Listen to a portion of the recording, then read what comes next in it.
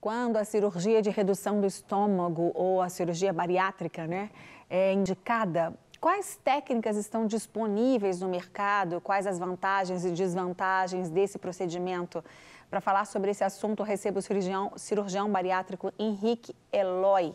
Tudo bem, doutor Henrique? Mais uma vez, obrigada por ter vindo. Tudo bem, Márcia? Mais uma vez, muito obrigado. Eu que agradeço a oportunidade. Isso, tirar um tempo na agenda, a gente sabe que a agenda dos médicos é sempre muito cheia, mas aí é muito bom saber que vocês, claro, estão cooperando, colaborando conosco aqui com os nossos telespectadores, levando essas informações tão importantes, porque a obesidade, como a gente disse antes, é a doença que mais cresce no Brasil e ela está aterrorizando o mundo, até países orientais, que não tinham esse problema, estão começando a ter, pois estão se ocidentalizando e pegando esses, infelizmente, hábitos ruins, doutor?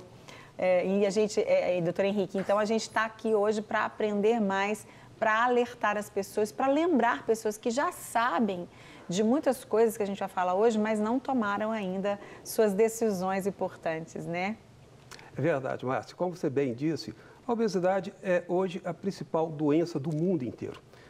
É a doença que mais cresce e cresce num ritmo bastante rápido, a ponto da ONU, a OMS, que é o órgão da ONU, prever que a partir de 2025 nós teremos mais pessoas obesas no mundo inteiro do que pessoas abaixo do peso. Olha. Isso também no Brasil é uma realidade. Depois de 2013, o Brasil passou a ser um Brasil com mais pessoas obesas, com sobrepeso, do que pessoas abaixo do peso ideal. Vamos falar então aquela regrinha, como saber quando a pessoa está com sobrepeso, ela está com uma obesidade mórbida e a obesidade, de uma forma geral. O principal índice que nós utilizamos para classificar as obesidades e, a partir dele, orientar qual é o melhor tratamento para cada paciente, ainda é o índice de massa corporal. Apesar de não ser um índice perfeito, ele apresenta certas deficiências, é o índice mais prático e o mais utilizado para classificarmos as obesidades e, de acordo com essa classificação, orientar para o melhor tratamento de cada paciente. Esse índice ele é calculado dividindo-se o peso total da pessoa pela a sua altura elevada ao quadrado.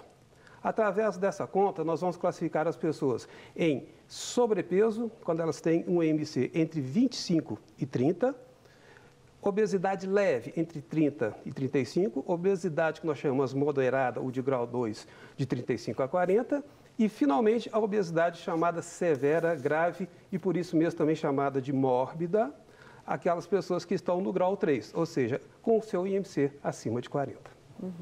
E para isso a pessoa precisa ir ao médico, ela precisa ir, procurar um profissional para que ele faça esses cálculos aí para ela e avalie esse índice de massa corporal dela, Porque às vezes a pessoa mesmo vai fazer um cálculinho ali, faz errado, então acha assim, não, isso aqui não está muito certo, não leva tão a sério às vezes, doutor Henrique? Exatamente, Márcia. A desinformação é muito grande, principalmente a respeito de obesidade, que é uma doença que realmente tem crescido muito no nosso meio. O mais importante é não se ater a informações que não têm uma origem realmente confirmada. Então, é importantíssimo procurar um médico que esteja capacitado a iniciar o tratamento dessa doença. E aí a gente tem internet, Nosso amigo Google aí, que nem tudo que está na internet é confiável, gente? A gente tem que entender isso, se lembrar disso sempre. Para que a gente tem os profissionais que estudaram tanto, que estudam sempre, Os profissionais, bons profissionais, eles continuam sempre estudando e a gente tem realmente que se lembrar disso. A gente tem o Sistema Único de Saúde, o SUS, no Brasil, que tem profissionais também capacitados, tem os postos de saúde e, é claro, não é como a gente gostaria que fosse, como a população precisa. Mas as pessoas têm condição de recorrer a esses postos para fazer também esse tipo de exame, doutor Henrique? Tem condições e devem recorrer. Não podem abrir mão desses recursos, como você bem diz. Às vezes são difíceis, porém é importante, é de suma importância que a pessoa obesa sempre procure o recurso, procure a informação de um médico capacitado, seja na área de saúde de rede pública, como o SUS, ou até mesmo em consultórios particulares. Quais são, hoje em dia, doutor Henrique, as novidades? E vamos falar com os tipos de cirurgia que existem. Ou, aliás, antes disso até, Quem é indicado a fazer essa cirurgia? Você já falou a questão da obesidade mórbida, o IMC, aquele altíssimo realmente, mas existem pessoas que não estão nesse nível, querem fazer. Outras pessoas que não tentaram outro tipo de maneira de emagrecer, com atividade física, com alimentação saudável, mesmo com acompanhamento de um nutricionista, de um personal. As pessoas, muitas vezes, elas querem o que elas acham que é mais fácil. Né? E elas muitas vezes pensam isso, que a cirurgia bariátrica é mais fácil? Sim. Infelizmente, muitas pessoas, elas nos procuram já querendo operar. É bom ressaltar que a operação é sempre o último recurso. Mesmo para aquelas pacientes que têm indicação de operar, que são as pessoas que já são portadoras de obesidade mórbida, ou seja, acima do IMC de 40, elas têm por obrigação nossa iniciar um tratamento multidisciplinar antes de pensar em cirurgia. Então, previamente, procurar assistência nutricional, assistência psicológica, assistência com o médico endocrinologista, para depois, então, de um determinado tempo, em torno de 2 anos, considerarmos que aquele tratamento não houve o resultado esperado, então indicarmos a operação para esse paciente. Ressaltando que realmente a operação é sempre o último recurso. Isso. Bom, a gente tem muita coisa para falar ainda, a gente vai falar sobre tipos de cirurgia, quais são as mais adequadas. Você trouxe aí até um balão para mostrar para a gente, que é uma novidade, assim, para a maioria da população, né? Mas a gente vai fazer uma pausa, um break aqui na nossa conversa, doutor Henrique. A gente vai conhecer agora a história da Silvana. Ela recorreu à bariátrica há quase 2 anos e conta como a cirurgia mudou a sua vida e a sua saúde. Fala, Silvana. Boa tarde, tudo bem? Sou a pastora Silvana da Igreja Batista Lagoinha e realmente eu fiz bariátrica fazem 1 ano e 7 meses.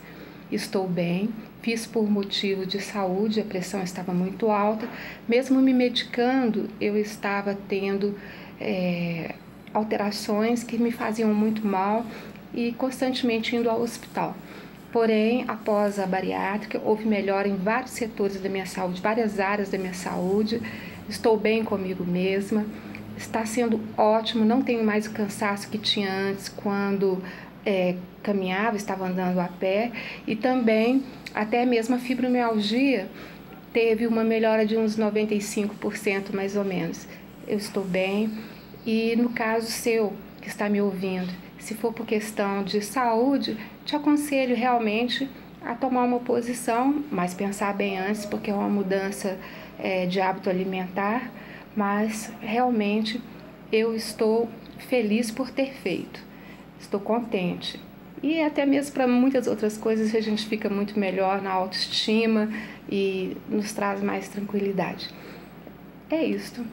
Na questão de mudança de peso, né? Até 1 ano, quem faz bariátrica passa por um processo de emagrecimento. Um pouco depois estabiliza.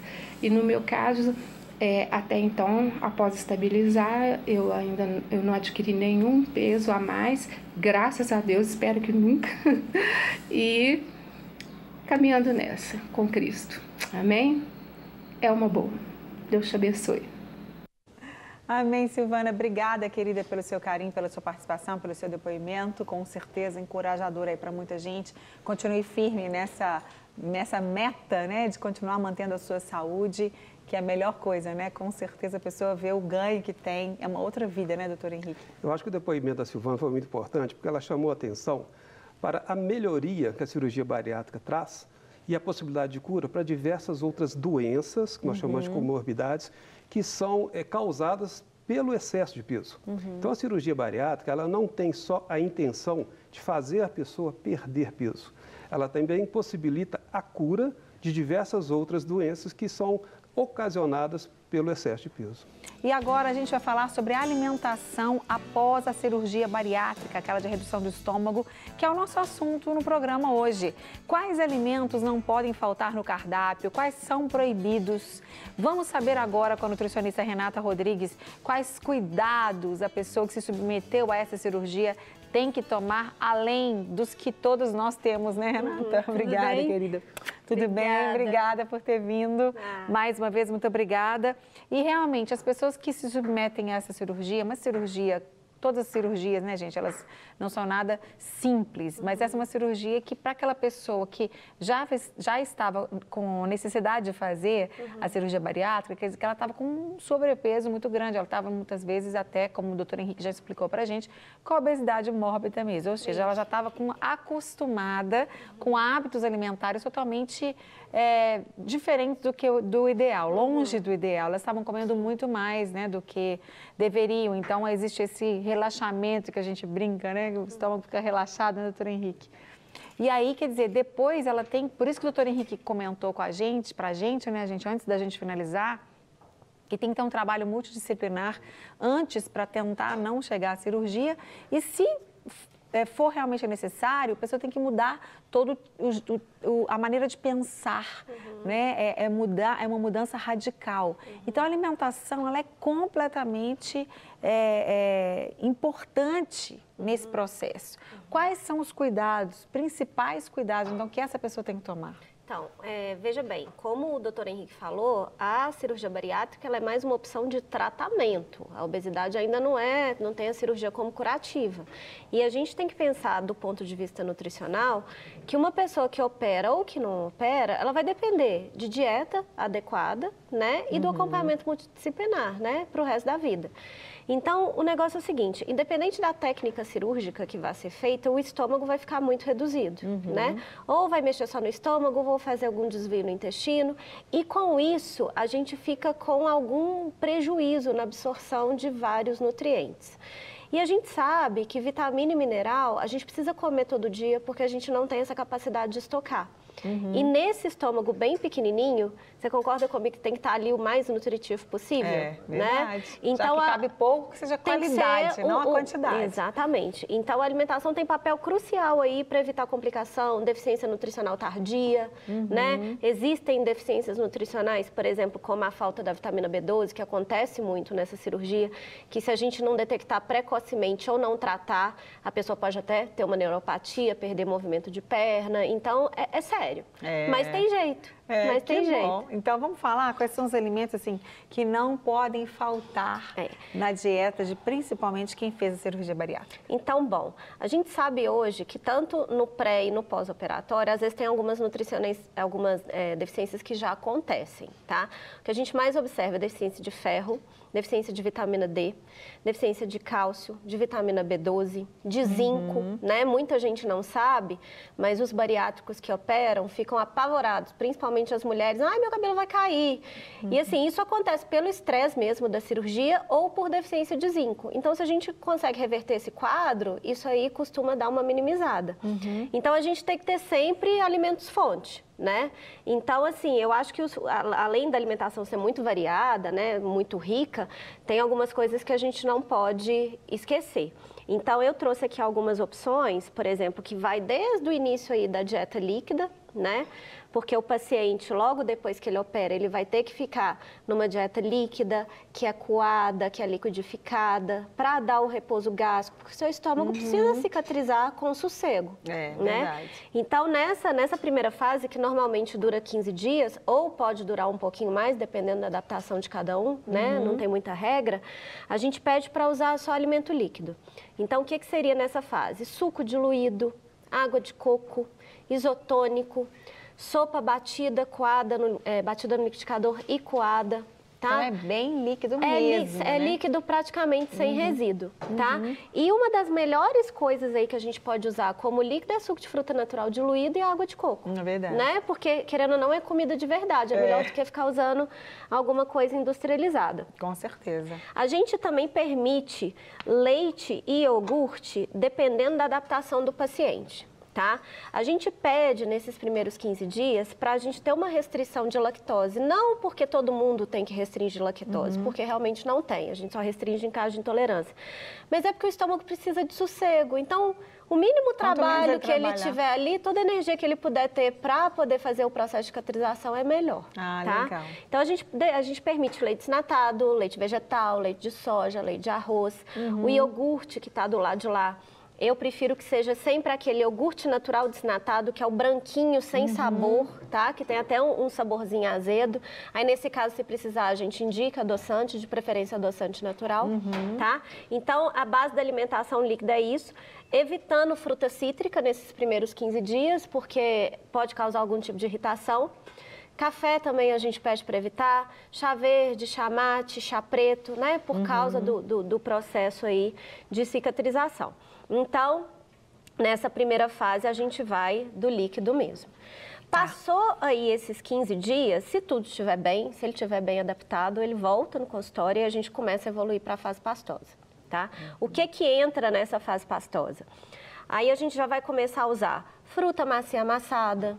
É igual um bebezinho, né? É igual um bebê. É leite materno, depois isso mesmo, a papinha de amassada, bebê. papinha e vai progredindo. Então, por exemplo, você pega uma maçã, descasca ela e come na colherzinha, purê de batata bem ralinho, angu bem ralinho, feijão cozido batido em caldo bem ralo, tá? Por exemplo, abacate, que é uma fruta macia, rica numa densidade energética legal e tem muita gordura boa. Abacate, vitamina de abacate, tá? Aí, na fase pastosa, a gente já vai entrando com outras fontes de proteína, né? Que são muito importantes. Por exemplo, uma carne moída com muito caldo, um frango com muito caldo. O negócio é ter muito caldo, uma carne cozida com muito caldo. A gente não costuma recomendar, por exemplo, bife, carne seca nessa fase, porque pode agarrar. É verdade. Pode muito causar, perigoso até, né? Pode causar algum tipo de desconforto. E aí, na fase pastosa, a gente já costuma liberar o café para os cafezeiros. Aí já não tem problema, não. Eu, graças a Deus, eu vou precisar fazer, porque é difícil que eu fique sem café. Mas realmente tem gente que sente muita falta e perde energia, né, com o café.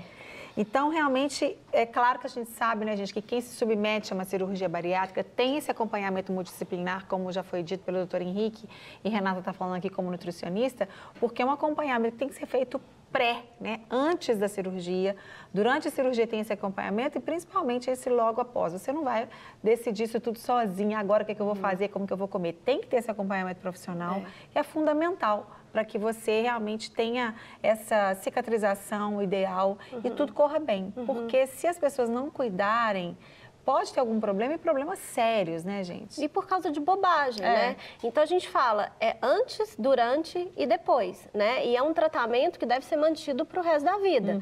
A gente vai ter que fazer uso de suplementação de vitamina e mineral, né? Isso é para o resto da vida, independente da técnica.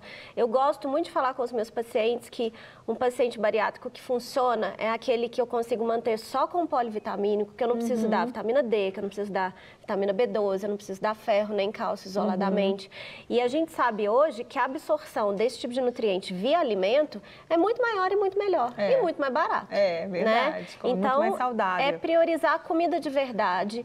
Não existem grandes restrições. Na verdade, a alimentação do bariátrico é a alimentação que todo mundo deveria ter. Só que ele come num volume menor. É verdade, com certeza. Bom, passando esse período, essa fase que você falou, vai ter alguma coisa proibida para ele para sempre ou não? Ele vai poder acrescentando aos pouquinhos na dieta dele, claro, tomando cuidado, porque tem gente que volta, né? Volta ao peso, porque vai aos pouquinhos, o estômago vai se readaptando aí a essa nova vida. Aí é que mora o perigo, né?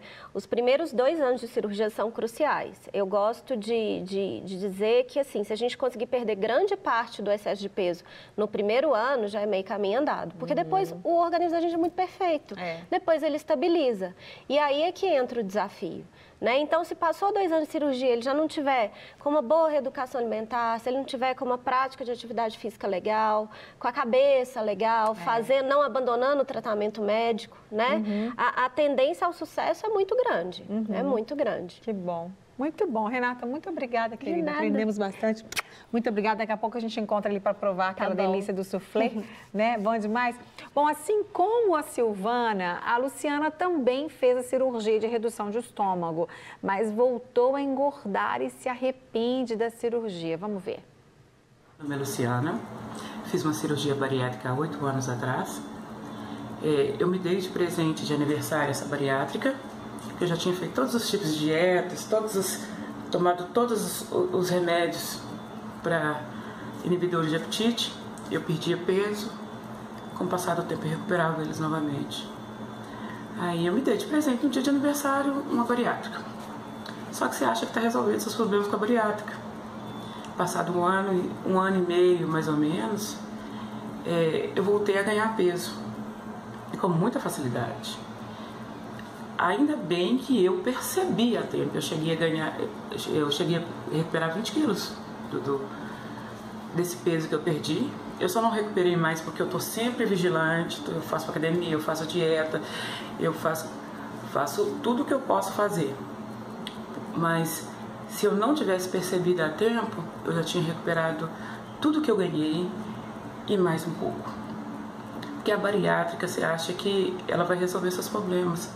E é só um paliativo, porque onde você tem que resolver mesmo, que é aqui, ó, você não resolve. Você continua com cabeça de gordo, você quer comida de gordo. Até para comprar roupa, você começa do número grande e vai descendo, você nunca vai do número que você está nele já. Então, assim, hoje eu aprendi, se fosse para me fazer hoje, eu não faria. E dependendo do peso que a pessoa está, eu não consigo fazer. Porque eu aprendi que a alimentação, que os exercícios físicos resolvem muito mais fácil que a bariátrica. Eu ainda tenho um anel no estômago, que me proíbe de comer certas quantidades de alimento.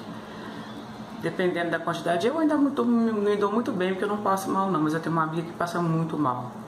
Tudo que ela come volta, até hoje. E ela já recuperou também praticamente tudo.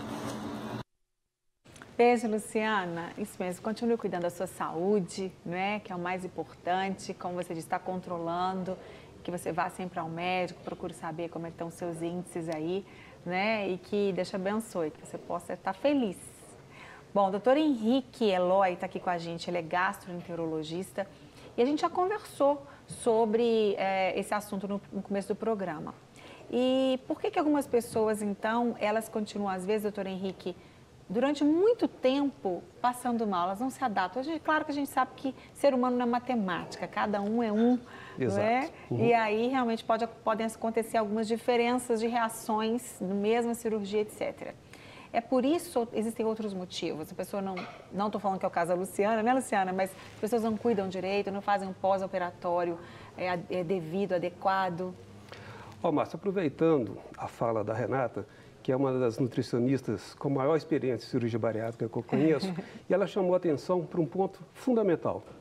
A cirurgia, ela não cura a obesidade. Uhum. Tem que ficar bem claro que a obesidade é uma doença crônica incurável. Uhum. O paciente obeso operado, ele permanece obeso, porém ele está controlado pela cirurgia. E como toda doença crônica, a obesidade, ela necessita de um acompanhamento para o resto da vida. Para o resto da vida, com uma equipe multidisciplinar. E a fala da Luciana nos mostrou bem que a recuperação, a recidiva da obesidade pode ocorrer sim depois da operação. Diversos fatores podem explicar a recorrência da obesidade, mas a principal causa é realmente a falta de um acompanhamento com a equipe multidisciplinar depois da operação. Uhum. A Luciana falou bem, depois de 1 ano e meio, 2 anos, o peso parou de diminuir e ela voltou a reganhar peso. Uhum. Isso não deveria acontecer porque ela deveria manter realmente o controle com a equipe multidisciplinar. Com certeza. Certo? A gente sabe que uma das disciplinas, né, que precisam estar aí, um dos profissionais, que é o psicólogo, porque, como ela disse, a cabeça do gordo, ela pensa na roupa do gordo, na comida do gordo, e a gente até brinca com isso, fica um pouco de folclore, mas é muito sério, as pessoas sofrem com isso, as pessoas que lutam com isso, então precisa de ajuda, não é sozinho você não dá conta, né, doutor Henrique? É muito sério, porque as pessoas, elas perdem qualidade de vida, elas perdem de experimentar e de curtir as pessoas que amam, elas ficam desanimadas. Tem um monte de consequências, além dos riscos, como as comorbidades, como você citou, de ter a pressão, a hipertensão, diabetes, etc. É dor no joelho, é dor na coluna, quer dizer, são muitas questões. Por isso que tem que ter uma equipe multidisciplinar, capacitada, experiente para ajudar as pessoas, porque sozinhas elas não vão conseguir. Não conseguem. É uma doença crônica, é uma doença complexa, de difícil tratamento. A cirurgia, ela ajuda no controle dessa doença, mas a doença permanece. É verdade. E como a Luciana falou, no primeiro 1 ano e meio, 2 anos, é a que a gente chama de fase da lua de mel. Tudo que está acontecendo está bom porque está perdendo peso. Porém, quando essa fase termina, quando acaba a lua de mel, os problemas se tornam mais intensos e é quando, então, é fundamental o acompanhamento, principalmente com nutricionista e psicólogo. Isso. Bom, doutor Henrique, vamos falar dos tipos de cirurgia e quais novidades a gente tem hoje em dia? Ô, Márcio, a obesidade já tem crescido tanto que a cirurgia bariátrica, apesar de ter sido feita em 100 mil casos no ano passado no Brasil, a cirurgia bariátrica não está atingindo 1% da população que tem indicação de ser operada. Mesmo? Estima-se que em torno de 5 milhões de brasileiros necessitam da operação, têm indicação para essa operação, porém nós não estamos atingindo toda essa população que necessita da operação. E por que isso, rapidamente, doutor Henrique? Na rede pública, devido às dificuldades, sabidamente, né? Dificuldade de infraestrutura, dificuldade de recursos, e na rede complementar, o material cirúrgico é material importado, é um material que sempre sai muito caro e também pressiona os próprios convênios que acabam tendo muita dificuldade financeiras com a quantidade de cirurgia bariátrica que nós temos que realizar, tá certo? Então, E fora as pessoas também que ainda não se conscientizaram que precisam buscar uma ajuda, né? Exatamente. Nós temos os pacientes que sabem da necessidade de serem operados, mas não querem ser operados ou mesmo não podem ser operados porque já atingiram uma situação clínica crítica em que a operação se torna extremamente arriscada. É verdade, aí tem que perder peso para depois se operar. Vamos falar que o nosso tempo está voando aqui, falar dos tipos. É tanta coisa para saber, gente, tanta coisa, né? É um assunto muito importante. Vamos falar dos tipos então, doutor Henrique. Ok. Como eu disse, como a cirurgia bariátrica não está conseguindo atingir toda a população que necessita, os tratamentos endoscópicos começaram, então, a se tornar uma outra opção. Não só para os pacientes que não querem ser operados, como aqueles que não podem ser operados, ou até mesmo os pacientes portadores de sobrepeso, ou seja, um IMC acima de 27 principalmente. Então, nós temos o tratamento endoscópico hoje, que nós fazemos com muita frequência, que são opções para esses pacientes. Os tratamentos endoscópicos são basicamente o balão intragástrico e hoje também a gastroplastia endoscópica, ou seja, a costura, a sutura do estômago pela via endoscópica, tá certo? Endoscópica, só explica para o pessoal que aquele exame, eu até fiz recentemente, algumas dores no estômago, aproveitar e mandar um beijo para o seu colega, o meu cunhado querido, doutor Edwin, me indicou todos os exames, eu fiz com ele, graças a Deus está tudo bem, uma pequena gastritezinha, mas é tranquilo e através do endoscópio, que é o aparelho que faz esse exame para analisar nosso estômago, então se faz essa cirurgia, que é muito menos invasiva, que é muito mais tranquila, né? Márcia, tem que ficar bem claro que o tratamento endoscópico realmente não se equivale à cirurgia. Não tem os riscos da operação, porém também não tem a eficácia da operação. Resultados. Exatamente. O balão intragástrico é um dispositivo que nós vamos passar pela endoscopia para dentro do estômago. Esse aqui é um balão ainda vazio e uma vez colocado dentro do estômago, ele vai ser insuflado com soro fisiológico e um corante chamado azul de metileno e ele vai ocupar um espaço dentro do estômago dessa pessoa, tá certo?